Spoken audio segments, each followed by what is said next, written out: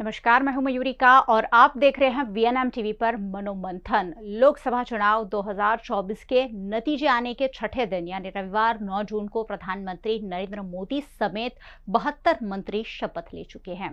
PM के अलावा 60 मंत्री भारतीय जनता पार्टी के और 11 अन्य दलों के हैं।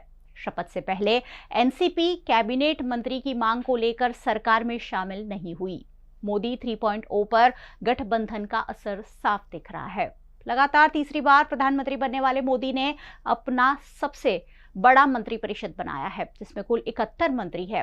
2014 में 45 मंत्री थे और 2019 में सिर्फ 57 मंत्रियों ने शपथ ली थी।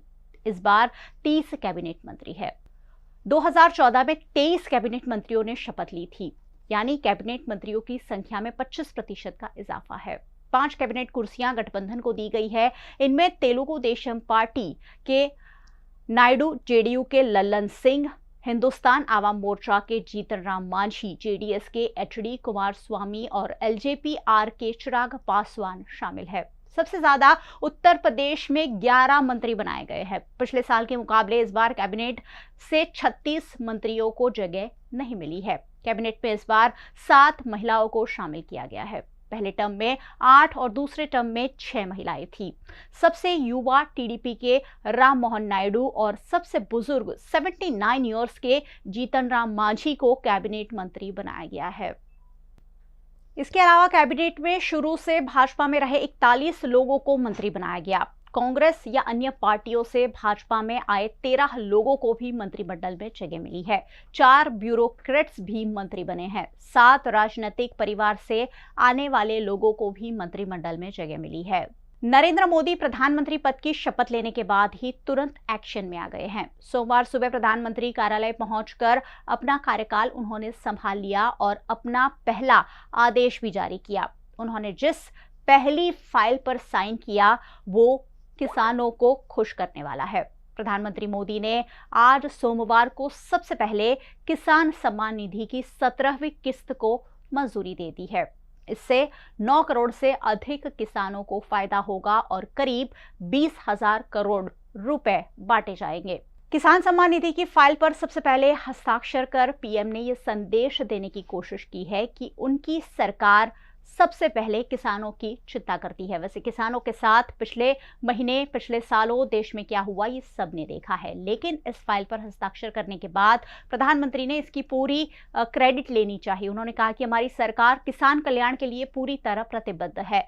इसके लिए ये उचित है कि कार्यभार संभालते ही सबसे पहली फाइल किसान कल्याण से जुड़ी हो। हम आने वाले समय में किसानों और कृषि क्षेत्र के लिए और भी अधिक काम करना चाहते हैं। वैसे कुछ राज्यों में विधानसभा के चुनाव भी है, उसका भी फायदा लेने की कोशिश यहां की गई है। किसानों का मसला ठंडे बस्ते में डालने की पूरी कोशिश।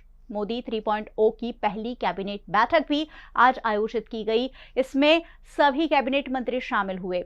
कैबिनेट में पहला फैसला जो लिया गया वो पीएम आवास योजना के तहत 3 करोड़ नए घर बनाने का रहा। सबसे पहले किसानों को साधा और उसके बाद गरीब और मध्यम वर्ग के लोगों को। इस योजना के तहत अब तक 4.21 करोड़ घर बनाए जा चुके हैं। योजना के तहत घर बनाने के लिए केंद्र और राज्य सरकार से आर्थिक मदद ली जाती है।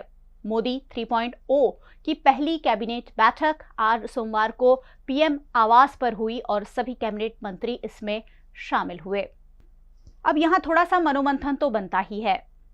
इस बार भारतीय जनता पार्टी को पूर्ण बहुमत नहीं मिला है। भारतीय जनता पार्टी को जोड़ तोड़ की सरकार के साथ राज करना पड़ रहा है और ऐसे में क्या गलतियां रही उस पर जरूर मनोमंथन होगा या हो भी गया होगा, क्योंकि भारतीय जनता पार्टी बहुत बड़ी लार्जेस्ट पार्टी मानी जाती है। बहुत सारे मंत्री और बहुत सारे नेता इसमें हैं। ऐसे में कम सीट्स आने पर क्या कारण है उस पर जरूर चर्चा हुई होगी और आने वाले 5 साल उन सभी कारणों को, उन सभी नाराजगियों को दूर करने की कोशिश जरूर की जाएगी। किसानों का मसला एमएसपी लागू करने की मांग को लेकर हमेशा रहा, जो नहीं सुलझा पाई मोदी सरकार, लेकिन अब हो सकता है आने वाले 5 सालों में किसानों के लिए कुछ खास हो। आवास योजना के तहत घर लगातार बांटे जा रहे हैं और उन्हीं को ये कोशिश की गई कि कुछ और आवास योजना के घर बांटे जाए। दरअसल 100 दिनों का एजेंडा लेकर भारतीय जनता पार्टी आगे चल रही है कि 100 दिनों में बेहतर से बेहतर निर्णय लिए जाए, क्योंकि जैसे जैसे दिन बीतता जाएगा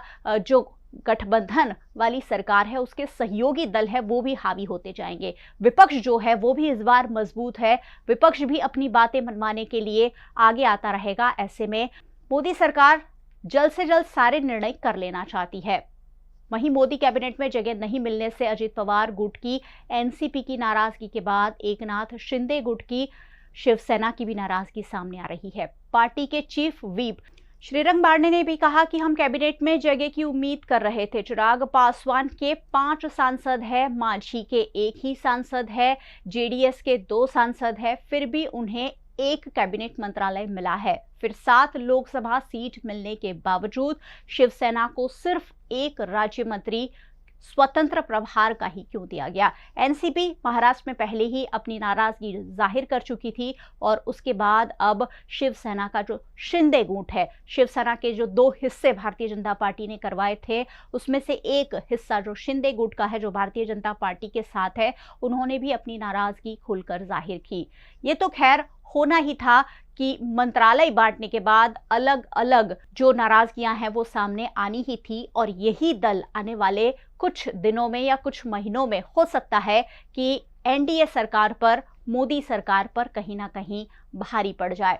अब आगे क्या होगा और देश कौन चलाएगा, किस तरह चलाएगा, उस पर सारी नजर बनाए रखने के लिए हमेशा देखते रहे वीएनएम टीवी। वीएनएम टीवी को आप यूट्यूब चैनल पर देख रहे हैं, जरूर देखते रहिए। साथ ही फेसबुक पर देख रहे हैं, शेयर कर दीजिए। ओटीटी प्लेटफॉर्म्स पर आप हमें देख रहे हैं, डेली हंट, वोडाफोन टीवी, जियो टीवी और जियो टीवी फाइबर 498 नंबर के चैनल पर वीएनएम टीवी को 24 घंटे लगातार देखा जा सकता है। देखते रहिए वीएनएम, जुड़े रहिए वीएनएम के साथ। नमस्कार।